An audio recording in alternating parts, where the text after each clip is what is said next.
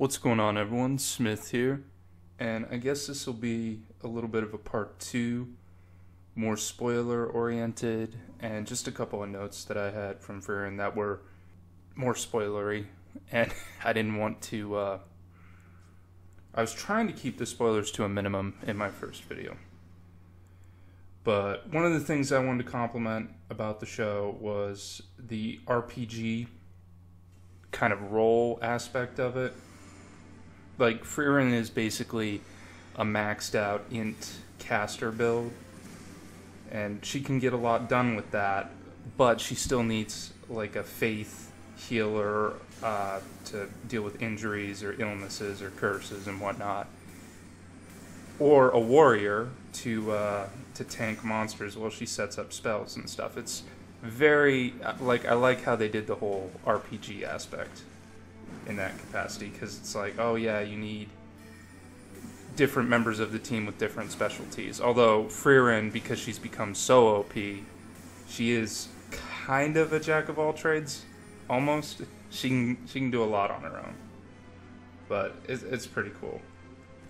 And then when we get to the tuning exams, you get more of a rock, paper, scissors type aspect to all of this, with like, and I think I mentioned this in the previous video, you got like the earthbender and waterbender fighting each other, and like they'll have different advantages because of their subspecialties. And then you'll have like Fruit Ninja versus Cousin It, and like, you know, her specialty's cutting things, so naturally, you know, what do you do with hair? You get it cut. So stuff like that. And the magic in this world works a lot like Green Lantern rings, where you kind of have to believe that you can do something in order to actually do it, which I like as a concept. I think it's very interesting, and it allowed like Fruit Ninja Girl to, because she's kind of crazy, she's able to visualize things that other people are not typically able to visualize, and that's why she can have certain advantages in fights. It was all done very nicely and very cleverly, in my opinion. And then the show also subverts expectations, and I know that's been a bit of a, shall we say, dirty term, or a bit of a loaded term these days. It's not something people typically like to hear, because it's usually associated with like cringe and bad stuff. But the way they do it in this show is actually quite good. Like Stark being a bit of a scaredy cat, or a coward, more accurately, even though he's incredibly strong and capable. Typically when you have a cowardly, scared character, they're kind of useless. Like in most movies and TV shows, if one character is a coward, they may get lucky with one thing, but most of the time they're going to be useless. Whereas Stark is actually quite capable, but he still kind of brings like a realistic level of human fear to whatever situation they're in. Like when he went to go fight the dragon, like he was fully capable of dealing with the dragon, but you know, it's a dragon and it's really big, and it was rather intimidating. And so he had a very human reaction to that, and that was quite compelling. And then you have Himmel's sword thing, with the sword and the stone type deal, which when I first saw it, I'm like, oh yeah, they're doing the sword and the stone, he's the chosen hero. And then they're like, nah, but he didn't pull the sword from the stone. And then his reaction to it was just brilliant.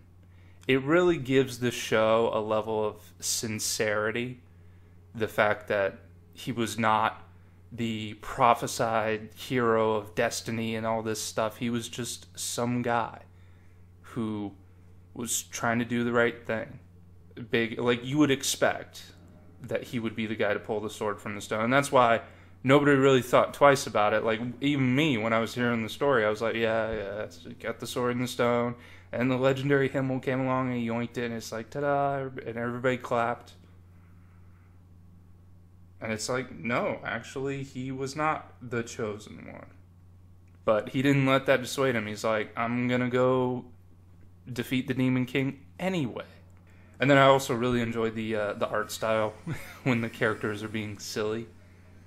I think, like, the faces that particularly like Frieren and Fern make, like when Fern's mad or Frieren's like all nervous, she does that cat face. It's hilarious.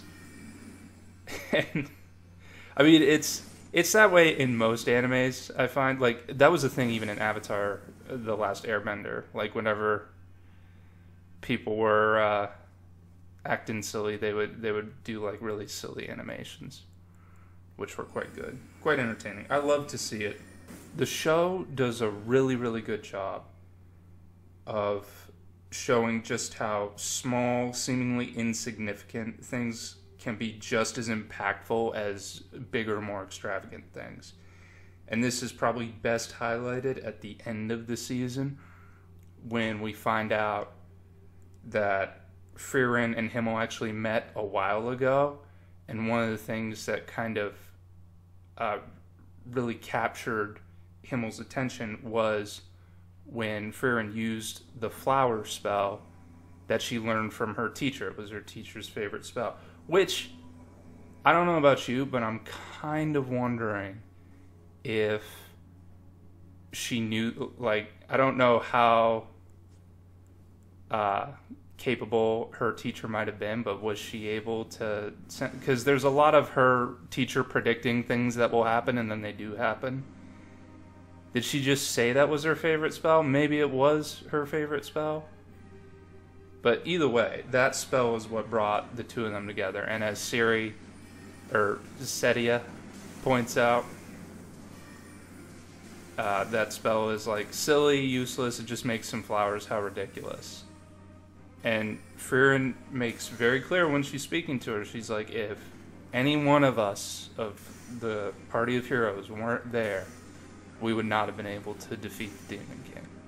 So that flower spell bringing Himmel and Frieren together literally saved the world. And they tied a very nice, neat little bow on it at the end of the season.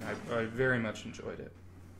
And also, the show handles religion quite respectfully and quite nicely. I very much enjoy their take on religion. And that's something you really don't see, particularly in modern media these days. It feels like everybody's just itching to take a pot shot at religion, particularly Christianity. Catches a lot of flack these days. But this show handled religion quite nicely, and I was very pleasantly surprised with that. I couldn't believe it when I was watching it. I'm like, oh my gosh, they're even doing religion, and they're doing it well. So, just a couple of things, and they were a little more spoiler oriented, so I didn't want to put them in like my recommendation video, even though I know there were a few spoilers in there, but I was trying to keep it to a minimum as best I could. And then one final note, I really enjoyed this line from Aizen. 1/100th, eh? Frieren, you won't be staying in the royal capital? I'm going to keep traveling. You're not going to take on an apprentice. A journey is better with someone to talk to. I fear it would be a waste of time. No matter how much I teach them, they'll surely die. How cheery. That's not how relationships work. That's how they work for me. Just consider our adventure. It's taken up less than 1/100th of my life. Sounds like me, I suppose. It's funny, don't you think? What is? How much that 1/100th has changed you.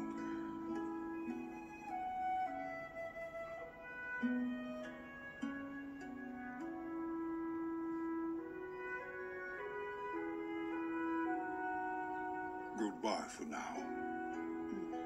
For now.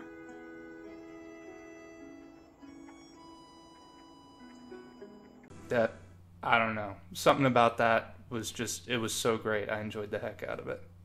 Anyway, that's going to do it for me. I'll catch you in the next one. Take care.